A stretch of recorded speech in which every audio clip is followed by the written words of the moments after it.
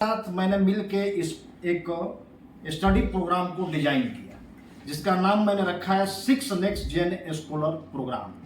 6 next, 6 का मतलब 6, X का मतलब गुणा और नेक्स्ट मीन्स अगली पीढ़ी का यह प्रोग्राम है। जैसे हम सभी हर क्षेत्र में क्वांटम शब्द सुनते आ रहे हैं, quantum jump, quantum theory, quantum physics. तो इस स्टडी प्रोग्राम में मैंने क्वांटम थ्योरी का भी उपयोग किया है। जैसा कि पहले फिजिक्स के प्रति हमारी धारणा अलग थी कि मैटर क्या है भाई, कण है, एक पार्टिकल है।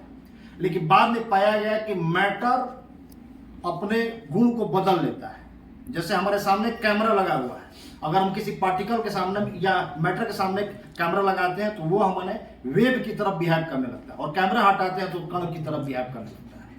यानी कि और हमारा जो ब्रेन है वह 80 मिलियन न्यूरॉन से मिलकर बना हुआ है, और हमारे बॉडी में 1 ट्रिलियन सेल्स। तो हम लोग बॉडी के लिए बहुत कुछ करते हैं लेकिन ब्रेन के लिए कुछ नहीं करते हैं। तो उसी के परिप्रेक्ष्य में यह कार्यक्रम है 6 नेक्स्ट जेन स्कॉलर प्रोग्राम। इस प्रोग्राम के तहत मैं बच्चों को 3 सीक्रेट्स बताऊंगा, लेकिन वह सीक्रेट्स 1 दिन 2 दिन या 1 सप्ताह में नहीं होगा। वह 2-3 साल का कोर्स है, यानी कि बच्चे की पढ़ाई, स्कूल की पढ़ाई चलती रहेगी, साथ साथ में ये भी चलता रहेगा। तो 3 सीक्रेट्स इसमें है, और इसमें है कि बहुत बिना खर्च किए, बिना टाइम दिए आप जान सकते हैं। सबसे पहले तो यह प्रोग्राम किसके लिए है? तो जो भी या तो आपके बच्चे औसत हो, या औसत से भी नीचे के हो, या जीनियस हो, या तीनों के लिए। ऐसा नहीं है कि यह सिर्फ हमारे कमजोर बच्चों के लिए, या समाज का कोई भी बच्चा हो, यह प्रोग्राम सभी के लिए है। इस प्रोग्राम के तहत सबसे पहले for student from class 1 to 12, यह प्रोग्राम क्लास 1 से लेकर 12 तक के लिए है। और इस प्रोग्राम में केवल पठन पाठन की बात नहीं है। जिन संस्कारों को हमने अतीत में छोड़ दिया, हमारे वैदिक युग में या उत्तर वैदिक युग में, उसको भी इसमें अटैच किया गया है। आजकल हम देख रहे हैं कि भारत में भी तलाक का रेशियो बढ़ता जा रहा है। आज शादी कल तलाक, या बच्चे माँ बाप को छोड़ के चले जा रहे हैं, शिफ्ट हो जा रहे हैं, तरह तरह की सामाजिक समस्याएं भी आ रही है। तो इस प्रोग्राम के तहत ये भी दिया गया है कि बच्चों की ब्रेन मैपिंग करने के बाद मैंने स्टार्टिंग से ही उनके भीतर सब कुछ डाल दिया जाए कि वे रिलेशन भी निभाएं, अच्छा कमाएं भी, अच्छे परिवेश में भी रहे, देश के जिम्मेदार नागरिक भी रहे, और जो ड्रीम, जो स्वप्न देखे उसको पा भी ले। यानी कि एक तरह से यह संपूर्ण जीवन के लिए प्रोग्राम है, न कि सिर्फ पढ़ाई लिखाई के लिए प्रोग्राम है। अब इसमें सबसे पहले पढ़ाई की बात की जाए तो वह बच्चा जो पढ़ाई में संघर्ष कर रहा है, संघर्ष मीन्स कि उसकी माने पढ़ने की इच्छा हो रही है लेकिन पढ़ने बैठ रहा है तो पढ़ाई में मन नहीं लग रही है, या बहुत चीजें नहीं आ रही है जिसके कारण वह पढ़ नहीं पा रहा है, या फिर किसी भी रूप में पढ़ाई में संघर्ष कर रहा है, उसके लिए भी यह प्रोग्राम है। नेक्स्ट है कि for child who find too hard to engage with their studies. आज स्टडी से डिस्ट्रैक्ट करने वाले बहुत से काम है, खासकर सोशल मीडिया है, मोबाइल है, गेम्स है, ऑनलाइन गेम्स है, जिस कारण बच्चे पढ़ाई से अलग हटते जा रहे हैं। लेकिन बच्चे चाहते हैं कि हम पढ़े, लेकिन मन उनका खिंच रहा है मैसेज की तरफ, व्हाट्सएप की तरफ, सोशल मीडिया की तरफ। तो उससे कैसे हम मुक्त होंगे?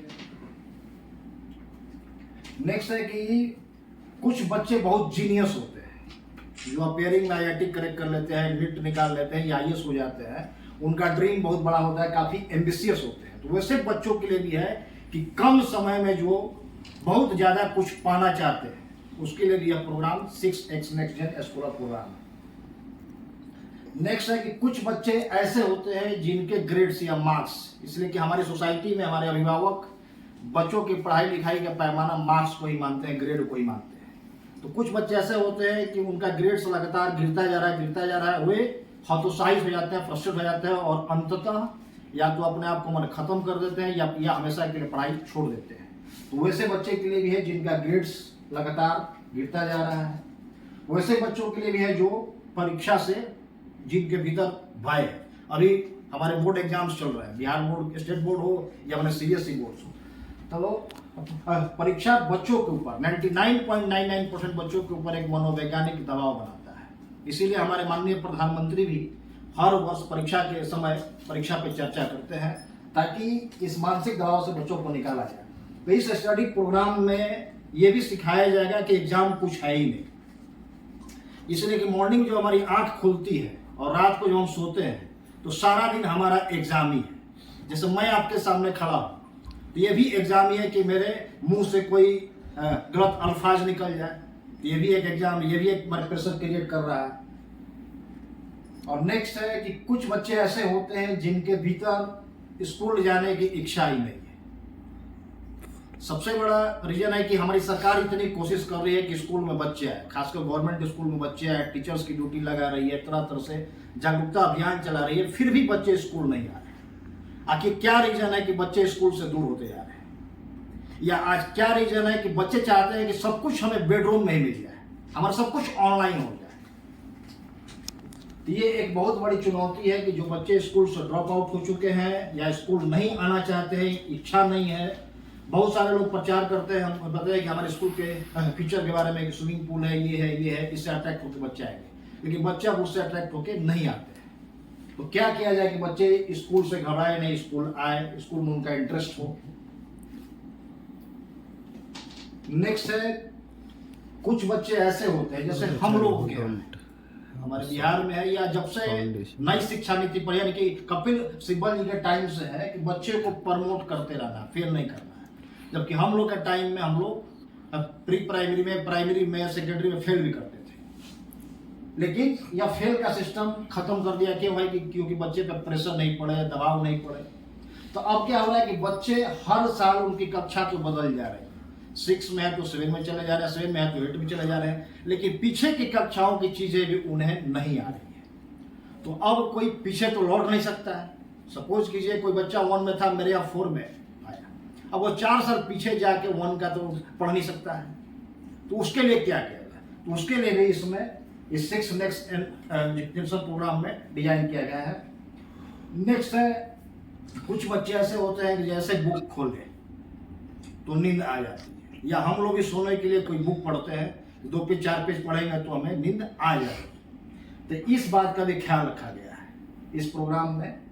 नेक्स्ट है कि कुछ बच्चे पढ़ना तो चाहते हैं, जैसे मैंने अपने स्कूल में देखा है कि हिंदी मीडियम से आते हैं, इंग्लिश में टीचर एक्सप्लेन करते हैं, वो हमारे पढ़ नहीं पाते हैं, या इंग्लिश रीडिंग नहीं दे पाते हैं, इंग्लिश में समझ नहीं पाते हैं। तो रीडिंग स्किल, राइटिंग स्किल के कारण मैंने देखा है कि बच्चे के अंदर बहुत टैलेंट है। यदि वही क्वेश्चन उनसे हिंदी में किया जाए, भोजपुरी में किया जाए तो, या उनकी मातृभाषा में किया जाए तो उसका आंसर वो देते हैं, लेकिन मातृभाषा से हट के किसी भी भाषा में किया जाए तो नहीं। तो रीडिंग और राइटिंग स्किल सबसे बड़ी चुनौती है, और चुनौती इसलिए हो गई है कि आज हमारी हो या बच्चों की हो, सबकी रीडिंग हैबिट खत्म। जैसे कि न्यूज़पेपर का सर्कुलेशन पहले बहुत ज्यादा था, लेकिन आफ्टर कोविड न्यूज़पेपर का सर्कुलेशन गिर गया। बहुत सारे मैगजीन्स पब्लिश होते थे, लेकिन अब मैगजीन ही पब्लिश नहीं होते, या अब सर्कुलेशन है ही नहीं, यानी कि पढ़ने वाला कोई है ही नहीं। तो अब इसका विकल्प ले आया गया, जैसे मैंने गीगल है ऐप, मैंने ऑडियो बुक, कि ठीक है पढ़ नहीं रहे तो कान में लगा के आप सुनिए, लेकिन कान में लगाना मान सोल्यूशन नहीं है। इसलिए रीडिंग हैबिट और राइटिंग स्किल बिना डेवलप हुए आप किसी भी कंपटीशन में नहीं जा सकते। जैसे हमारे बिहार सरकार ने सब इंस्पेक्टर के एग्जाम को ऑब्जेक्टिव कर दिया। मैं आलोचना नहीं कर रहा हूं, लेकिन जितने भी नए ऑफिसर्स आ रहे हैं, पुलिस ऑफिसर्स, खासकर सब इंस्पेक्टर रैंक के, उनको डायरी लिखना है, उनको FIR लिखना है, अब उनको लिखना ही नहीं है। तो यह रीडिंग स्किल, राइटिंग स्किल की चुनौती है। तो ये स्कूलों में भी खत्म हो रहा है। स्कूल में जितने ऑनलाइन ऑफलाइन टेस्ट आयोजित किए जा रहे हैं, सब ऑब्जेक्टिव MCQ पर आधारित किए जा रहे हैं, तो हमारा ब्रेन भी MCQ होता जा रहा है। नेक्स्ट है कि कुछ बच्चे को पब्लिक स्पीकिंग में, या अपने घर में ही, या किसी अपरिचित आदमी से, या अपने टीचर से बात करने में भय होता है, डर होता है, या संकोच होता है। तो आजकल ऑनलाइन में बहुत सारे लोग इसका हमारे कोर्स चला रहे हैं पब्लिक स्पीकिंग का, तो इसमें पब्लिक स्पीकिंग का भी रखा गया पार्ट। इसलिए कि कुछ बच्चे होते हैं कि अंदर उनके बहुत कुछ है, वो उसको एक्सप्रेस करना चाहते हैं, अभिव्यक्त करना चाहते हैं, लेकिन कर नहीं पाते हैं। जैसे बचपन में ही यदि बच्चा हमसे कुछ कहता है तो हम लोग उसको इग्नोर कर देते हैं, किसको मर क्या सुनना है, तो बच्चा है। तो उस समय से धीरे धीरे धीरे धीरे उसके भीतर एक माने कुंठा बढ़ जाती है, आगे चल के वह एक बहुत बड़ी ग्रंथि बन जाती है, विकार बन जाता है। तो बच्चे जितना बोले अच्छा। तो पब्लिक स्पीकिंग या किसी भी तरह के स्पीकिंग में जो भी कमियां हैं इसमें रखा गया है। नेक्स्ट है कि बच्चे अब पढ़ाई के अतिरिक्त जो एक्स्ट्रा कोकुलर एक्टिविटीज है उससे भी दूर हटते जा रहे हैं। जैसे हमारे बच्चे स्कूल से गए तो मोबाइल पे ऑनलाइन या लैपटॉप पे ऑनलाइन गेम खेलने लगे या टीवी देखने लगे। अब ना हमारे आसपास कहीं फील्ड है कि बच्चे जाके खेलेंगे, पसीना निकालेंगे, न यानी कि बाहर उनको जाने का मौका ही नहीं है। यह सबसे बड़ी त्रासदी आज के बच्चों के साथ है और हम चाहते हैं कि हमारे बच्चे विराट कोहली भी हो जाए, सचिन तेंदुलकर भी हो जाए। यह असंभव है। दूसरी बात है कि बच्चों में इरिटेशन या हिंसा की भावना बहुत आ रही है। बच्चे बात बात पे चिढ़ जा रहे हैं। यह हमारी सोसाइटी में रेप, बलात्कार, अपराध दिन प्रतिदिन बढ़ते जा रहे हैं। इसके पीछे सबसे बड़ा रीजन है कि हमारे शरीर से पसीना नहीं निकल रहा है, बच्चों को बाहर का एक्सपोजर नहीं मिल रहा है, क्योंकि हमने सारे फील्ड को, ग्राउंड को खत्म कर दिया। सार्वजनिक रूप से खेलने का कहीं कोई जगह नहीं है और हम इतने इनसिक्योर हो गए हैं एक माता पिता के रूप में कि बच्चों को हम अकेले 2 कदम दूर भी जरा नहीं चाहते हैं, मोहल्ले में भी खेलने नहीं देना चाहते हैं।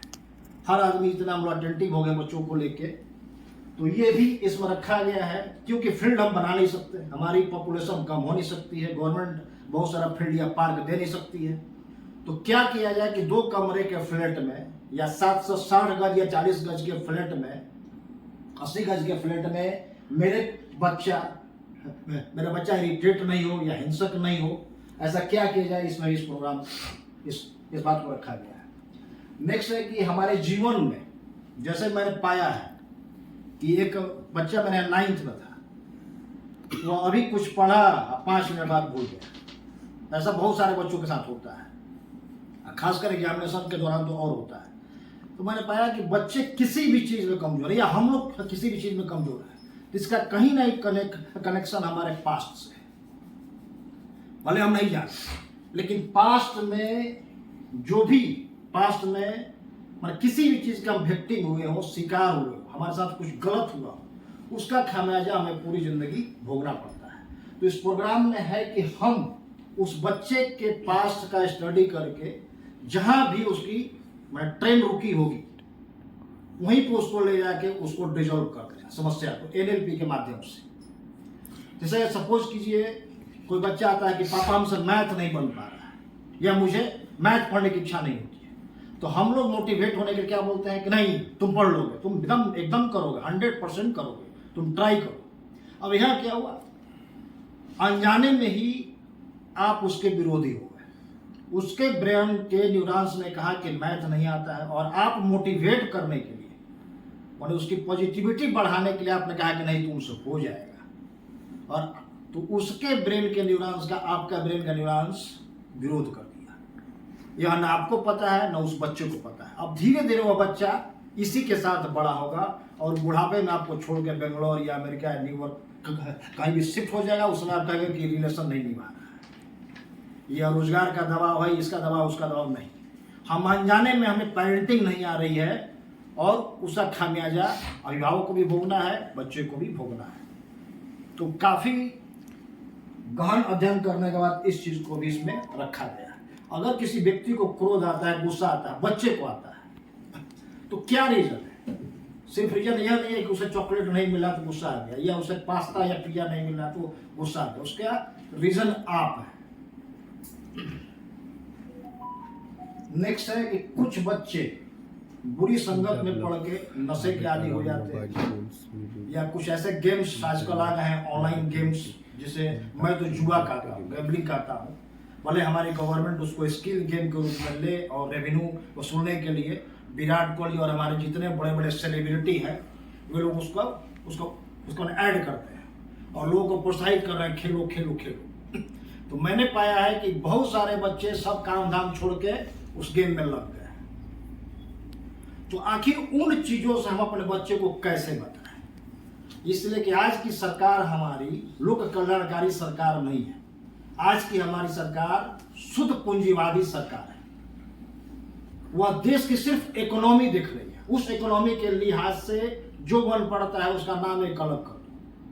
जुआ खेलना अपराध है, कानून के निगाह में भी अपराध है, लेकिन उसको स्किल गेम के रूप में यदि आप ऑनलाइन खिला रहे हैं तो अच्छा है। 28% GST मिल रहा है, टैक्स मिल रहा है और बच्चे उसके शिकार हो जा रहे हैं। और आए दिन न्यूज़पेपर में अब ये बच्चा, जैसे ये तुम्हारी वीडियो है, ये ऑनलाइन गेम का शिकार, ये हॉस्पिटलाइज हो गया है। इस तरह के हजारों बच्चे हैं जो कि हॉस्पिटलाइज हो चुके हैं। महानगरों में, मेट्रो सिटीज में जगह जगह क्लिनिक खुल गया है। सोशल मीडिया से जो बच्चे पीड़ित हो गया है, अब बच्चा नींद में उंगली ऐसे कर रहा है, बच्चा है नींद में स्क्रॉल कर रहा है। तो इन सारी समस्याओं को इसमें रखा गया है। उसके बाद इसमें है, अब आइए, ये तो मैंने किस तरह के बच्चों के लिए, तो ऑल ओवर सभी तरह के बच्चे इस 6X नेक्स्ट जेन स्टडी प्रोग्राम के अंतर्गत आ जाते हैं। अब इस प्रोग्राम में हम करेंगे क्या? तो इस प्रोग्राम का कुल मिला के जिस्ट या निचोड़ 3 पॉइंट में है। पहला है, हम क्वांटम अवेयरनेस, बच्चों में जागरूकता पैदा करेंगे। लेकिन जागरूकता आज भी पैदा की जाती है, पहले भी होती थी, लेकिन उसके पहले लगा हुआ है क्वांटम। सीधे जंप करेंगे जागरूकता का, सीधे बच्चे के अंतर आत्मा में, यानी कि सब कॉन्शियस माइंड में जो भी मैं बोलूंगा उसके सब कॉन्शियस माइंड में बात जाएगी। सब कॉन्शियस माइंड के पावर से हम सभी आज बड़े परिचित हो चुके हैं, पूरा वर्ल्ड परिचित हो चुका है। रात दिन हम उसको सुन भी रहे हैं, बहुत सारे कोच भी बता रहे हैं। तो अवेयरनेस के साथ क्वांटम लगा हुआ है, यानी क्वांटम अवेयरनेस बच्चों में ऐसी जागरूकता ले आएगी कि वह बदलाव ऊपर से नहीं होगा, टीचर के डर से, माता पिता के डर से या ऊपर से नहीं होगा। जो भी बदलेगा अंदर से, अपनी इच्छा से। सेकंड उसका है, यह चमत्कारों का देश है।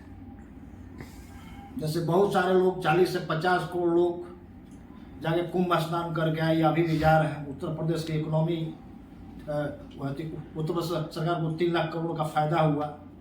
योगी जी 3 ट्रिलियन या 1 ट्रिलियन का बजट अगले साल पेश करने वाले हैं 2029 तक।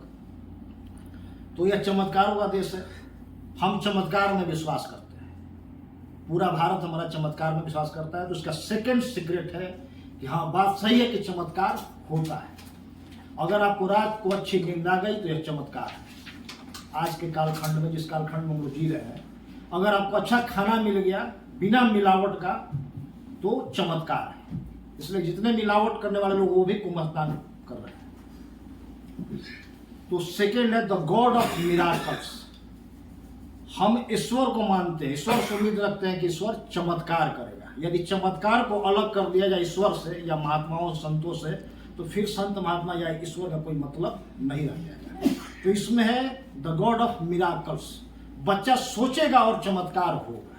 और मैं ये आगे चल के, जब ये अप्रैल से स्टार्ट होगा, तो मैं आपको करके दिखाऊंगा। और इसका आखिरी सीक्रेट है मेटा मॉडल्स। जैसे एलन मस्क भौतिक के नियम के विरुद्ध जाकर उसने सोचा कि स्पेस में मैं रॉकेट भेजूंगा, फिर वह रॉकेट रिटर्न आएगी। सभी साइंटिस्टों ने, भौतिकवेताओं ने कहा कि यह संभव नहीं है। इसके वेलोसिटी से जाने के बाद फिर वापस आना संभव नहीं है, लेकिन उसने करके दिखा दिया, हम सभी के सामने है। तो मैंने एलन मस्क के बायोग्राफी को पढ़ के, उनसे बहुत सारी चीज़ों को सीख के मेटा मॉडल्स निकाला है कि एक ऐसा तरीका है, ऐसी पद्धति जो टाइम और स्पेस के परे हो, जो आज यदि 2025 है तो 2025 में भी काम करे और 2225 में भी काम करे, 200 वर्ष बाद भी काम करे। यही है मेटा मॉडल्स। तो इसका 3 सीक्रेट्स है।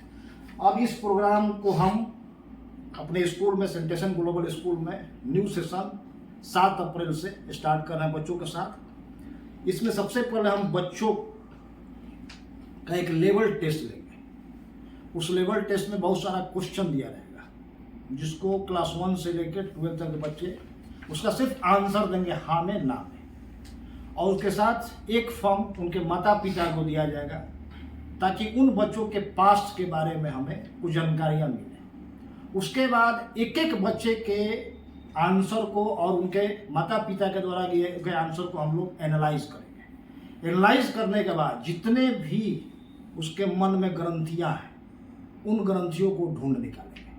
और ढूंढने के बाद एनएलपी का सहायता हम सबसे पहले लेंगे। NLP means neuro linguistic program, यानी कि हमारे ब्रेन में, जैसे मैं एक एग्जाम्पल दे रहा हूँ, हमारे यहाँ लोग कहते थे कि गरीब आप इसलिए है क्योंकि आपने पूर्व जन्म में उस तरह का कर्म किया है, पाप किया है या अच्छा कर्म नहीं किया, इसलिए आप इस जन्म में गरीब हैं। तो हमारी सोसाइटी में अति पिछड़ा क्लास हो या दलित क्लास हो, 2 पीढ़ी पहले बहुत गरीब था, लेकिन जिस दिन से उनके बच्चे पढ़ने लगे, लिखने लगे, काम करने लगे, सब लोग अमीर होने लगे। अगर वह भी अपने अपने पूर्व की पीढ़ी की तरह मानते पाप पुण्य को, तो आज वह भी उसी अवस्था में होते जिस अवस्था में उनके पूर्वज थे या हमारे पूर्वज। तो पाप और पुण्य को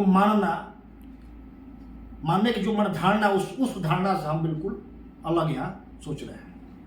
नेक्स्ट इस प्रोग्राम में है, जैसे हमारे ब्रेन में बचपन में हम लोग जन्म लेते हैं, तो एक तो मैंने पैटर्न बनता जाता है, पैसा नहीं आने का पैटर्न, पैसा होने का पैटर्न। यदि कैंसर हो गया हमें, तो हम कैंसर के बारे में सोचते हैं। अब कैंसर से ओवरकम करने के बाद मैं कैसा फील करूंगा, कैसा दिखूंगा, इसके बारे में नहीं सोचते हैं। हम लोग पैसा नहीं होने के बारे में सोचते हैं, ये नहीं सोचते कि पैसा होने के बाद क्या होगा। यानी कि हम लोग रिजल्ट पे नहीं सोच के, प्रॉब्लम के सॉल्यूशन पे नहीं सोच के, प्रॉब्लम के बारे में सोचते हैं। तो हमारे ब्रेन में एक पैटर्न बन जाता है प्रॉब्लम का ही, और जिंदगी भर हम प्रॉब्लम में पड़े रहते हैं। तो एनएलपी टेक्निक क्या करता है कि आपके ब्रेन की प्रोग्रामिंग फिर से करता है। अब इस एनएलपी के तहत लॉ ऑफ अट्रैक्शन को भी रहता है, लेकिन लॉ ऑफ अट्रैक्शन अभी जो चल रही है, जितने कोचेस सिखा रहे हैं, उसमें उनका सक्सेस रेशियो 2% है। क्यों? क्योंकि वे 2 ही पार्ट को ले रहे हैं कि हमारे मन में आइडिया लाओ कि पैसा आना चाहिए, आइडिया लाओ कि फिजिक्स आना चाहिए और काम स्टार्ट कर दो। बीच में वह एक सबसे जो मेजर पार्ट है, परमिशन का पार्ट, उसको छोड़ दे रहे हैं। जैसे हमारे सनातन धर्म में ब्रह्मा विष्णु महेश का कॉन्सेप्ट है। ब्रह्मा का काम है आइडिया क्रिएट करना, विष्णु का काम है उस आइडिया पर परमिशन देना, सहमति व्यक्त करना कि हाँ करो नहीं करो, और महेश का काम है डूअर, यानी कि करो और नष्ट करो।